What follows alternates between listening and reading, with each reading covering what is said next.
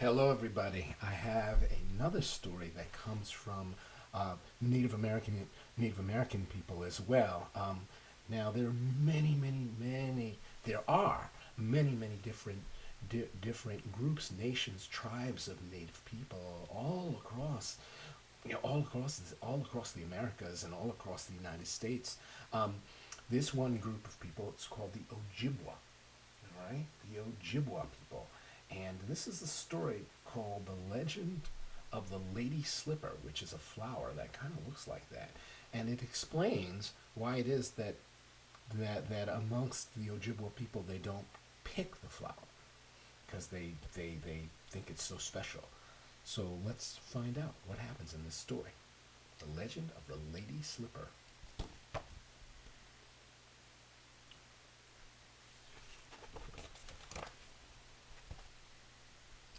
Once, long ago, there was a young girl who lived with her mother and father, sister and brother, aunts and uncles, her many cousins, her grandfathers, grandmothers, and all of her people in a village among the whispering pines. All of her family. Her older brother was her favorite of all of them. Is your older brother your favorite? Do you have an older brother? No?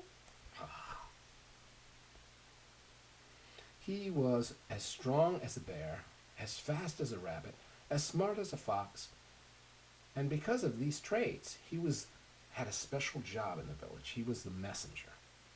When he went on his journeys, the little girl begged to go along with him, but all he would say is, maybe tomorrow. Does your older brother or sister say that to you sometimes? Uh-huh. One day, it was very sad, a terrible sickness, a terrible disease struck. Yeah, it's terrible, right? The little girl watched as one by one her people became sick and ill.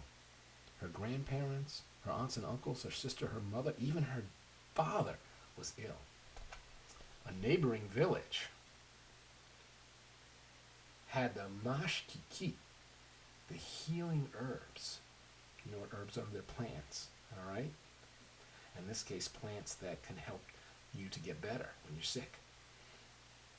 But the journey to get to this village was very dangerous in the wintertime. It was too cold, the snow was too heavy. Between the villages lay a deep, dark lake covered with groaning ice. Such journeys were not made um, during the Gichimanidu Quisis, the Great Spirit Moon. Still, her brother said yes, he would make the trip. But guess what? Even he became ill. Now the little girl thought surely there was no one who could go unless she herself made the journey. Maybe tomorrow, she thought. But looking at her brother, his face bright with fever, she knew she had to leave right away. So she found her moccasins, the beautiful beaded moccasins that her mother made out of deerskin, and tucked warm rabbit fur inside. Then she slipped them on and she stepped out into the raging storm. Is she brave or what? Right? Trees lashed about in the wind, rattling branches. Falling snow stung her face. Mashkawizin, it hissed, be strong. The girl bent her head and stalked like a bear into the storm.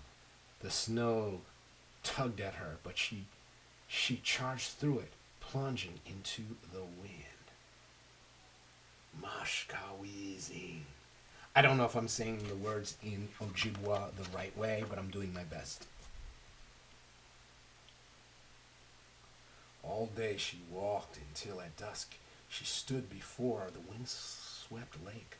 The slick ice lay as if asleep, silent. On the far shore, the wigwams of the other village glowed warmly.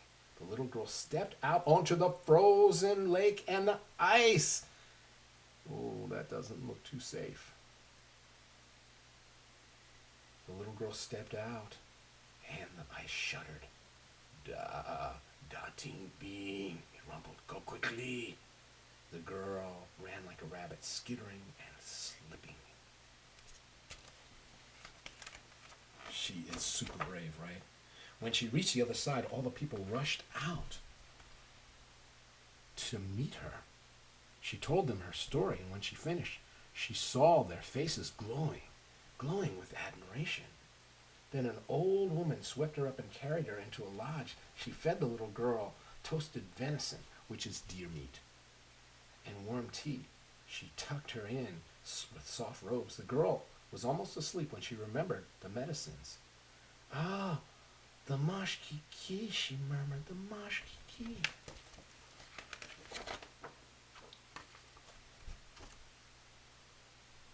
"We will bring you and mashkiki to your people," the old woman whispered. "Tomorrow is too dark and too cold to travel tonight."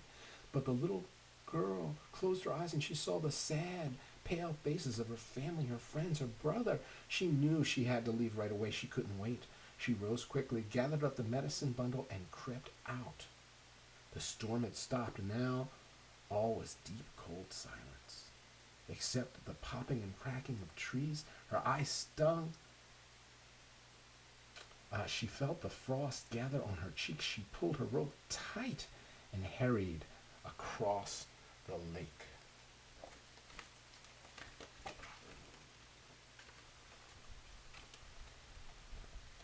Blue and green lights flickered in the sky.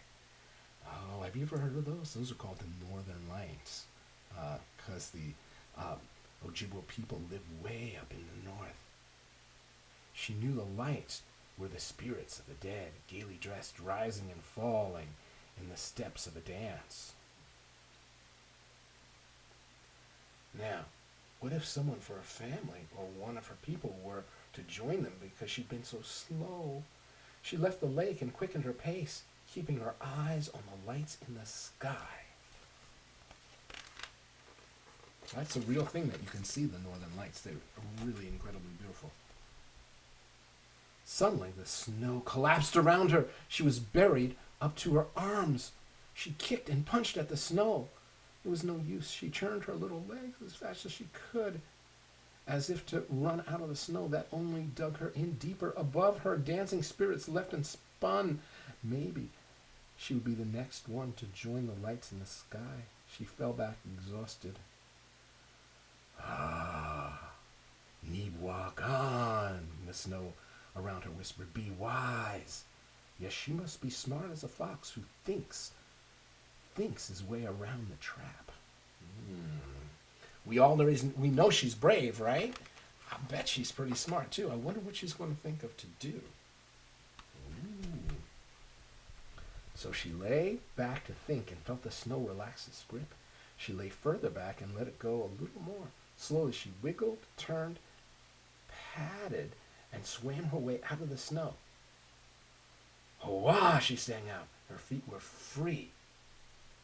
Then, go in, oh no! Her feet were bare and cold. Her moccasins were gone. They were trapped beneath the snow. But it was too soft and loose. She wiped her nose on her sleeve and continued on, barefoot in the snow. What? Oh boy. She is tough, isn't she? With every step, ice crystals cut into her flesh, and her feet began to bleed. In every footprint brought red drops of blood mingled with white snow. Still she stumbled ahead until dawn. When she reached the edge of her village, she called out before sinking in the snow. Now the people from her village, even some of the sick ones, ran out when they heard her cry. They carried her back to the lodge and wrapped her swollen and bleeding feet in thick, warm deerskin. Now, because of mashkiki, the medicine that she brought from the other village, the people were healed. The little girl remained weak for a long time because she had such a hard time. But soon, after the snow melted, she recovered too. I wonder if the mashkiki helped her too. When the forest turned green, she and her brother went in search of her lost moccasins. But what they found there filled them with wonder. On the very spot where she had lost her moccasins, and wherever she had stepped with her bleeding feet, look what grew. These flowers grew, these beautiful flowers. They were pink and white and shaped just like the little moccasins the girl had worn on her journey. How magical is that? The Ojibwe people named the flower Moccasin wa Bigwan, which means moccasin flower. Today, it is called the lady slipper, and the people gave the little girl her name too. And her name became Wa Onik, which means little flower, because she was so strong. She was strong as a bear, fast as a rabbit, smart as a fox. She was also lovely and as rare as a wild spring flower. And that is the end. The legend of the Lady Slipper. I hope you like that story. And did I say the name of the author? Hopefully I'll say the name right. Lisi Lung Larson and Margie Prius, illustrated by Andrea Arroyo. I love that story. You know, I haven't heard that story in so long. Native people have some of the most amazing stories. I think that story was really special. Hope you liked it. Bye, everybody.